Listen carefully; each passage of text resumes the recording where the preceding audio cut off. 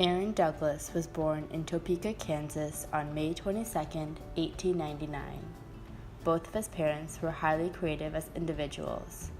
Aaron Douglas Sr. was a baker of specialty breads, and his wife, Elizabeth, was a passionate amateur landscape and genre painter.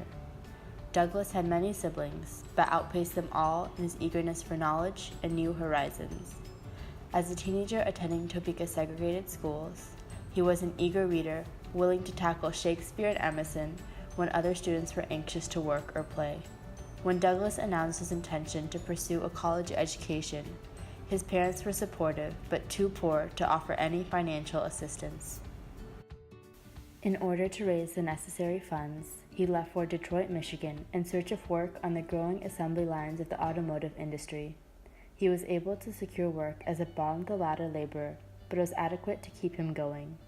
On his personal time, Douglas drew still life scenes and portraits of urban life to satisfy his restless creativity.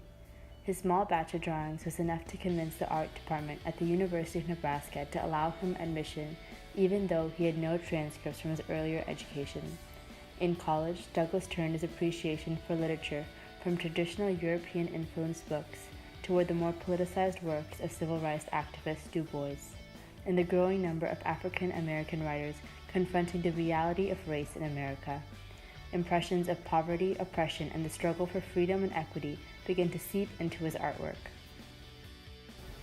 After graduating with a Bachelor of Fine Arts degree in 1922, Douglas accepted a teaching position at Lincoln High School in Kansas City, Missouri.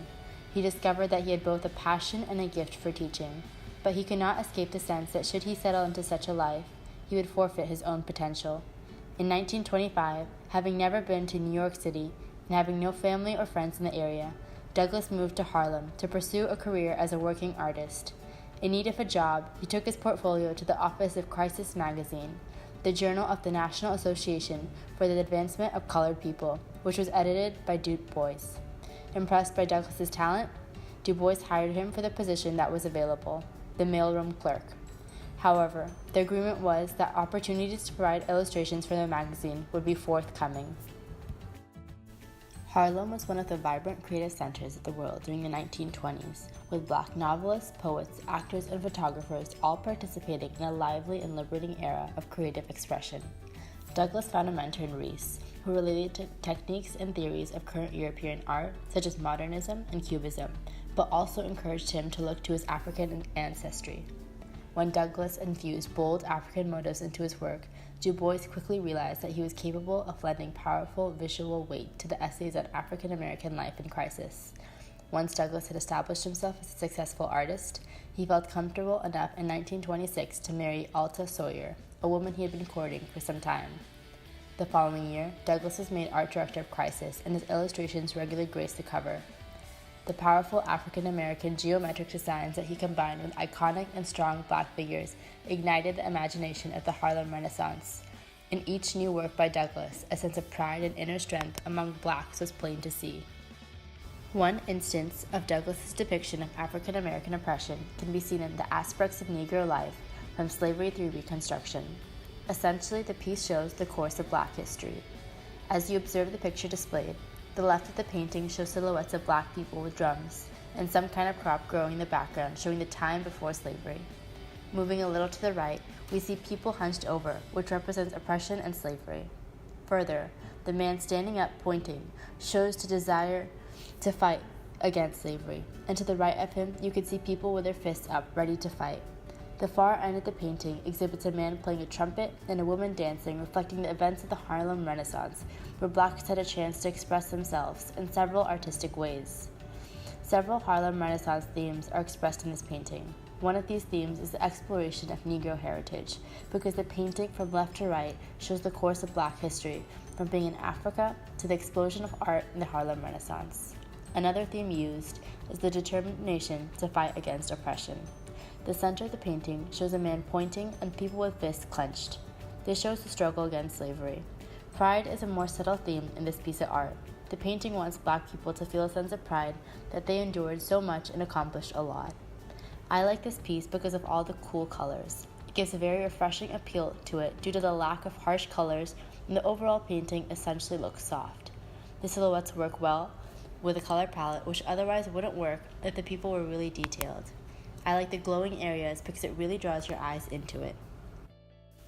Another instance can be seen in his painting, Building More Stately Mansions, created in 1944. The piece is a perfect and tangible way of understanding the African American's role in major parts of history, the worker. You see workers coming together, surrounded by monuments that were more than likely built by blacks. The Egyptian pyramid and the Sphinx are depicted in the background as part of those monuments. From my own previous knowledge, I know that blacks weren't the only ones that worked on the sculptural monsters. African Americans were generally used as slaves, servants, and workers in ancient times, and even throughout most of history. Douglas is not accrediting all major landmarks or all hard labor to the Negro population, but he is merely emphasizing their structurally constructed role in society. Building More Stately Mansion exemplifies the Harlem Renaissance theme of Negro history and heritage. Like I mentioned before, it depicts the role blacks have had throughout most of history, at least under a ruler.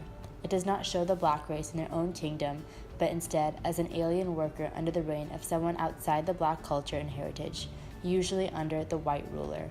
They are used as servants, slaves, and workers when put under the minority category. In consequence of his esteemed efforts, Douglas is asked to illustrate books for prominent writers such as Langston Hughes, Countee Cullen, Claude McKay, James Weldon Johnson, and Wallace Thurman. Essentially, Douglas defied conventional artistic styles by creating a fusion of influences that visually represented a dynamic period of African American history. The spirit he captured can still be seen in all his creations today, which helped further lay the conceptual groundwork for the civil rights movement that followed.